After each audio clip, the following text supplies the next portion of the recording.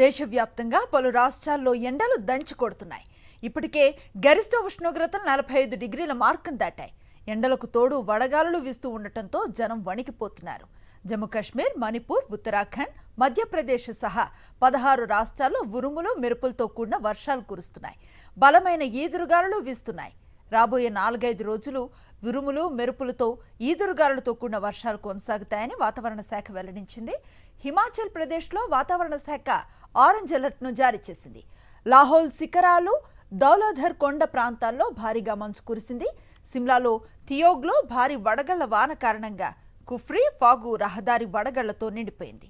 వడగళ్ల వాన కారణంగా యాపిల్, బఠానీ, కాలీఫ్లవర్ పంటలకు భారీ నష్టం కలిగించింది. రాజధాని సిమ్లా, ధర్మశాలలో మధ్యాహ్నం వర్షం పడింది. రాష్ట్రంలో చాలా ప్రాంతాలు మేఘావృతమయ్యాయి. గరిష్ట ఉష్ణోగ్రతల్లో 8 నుంచి 10 డిగ్రీలు తక్కువగా నమోదయ్యాయి.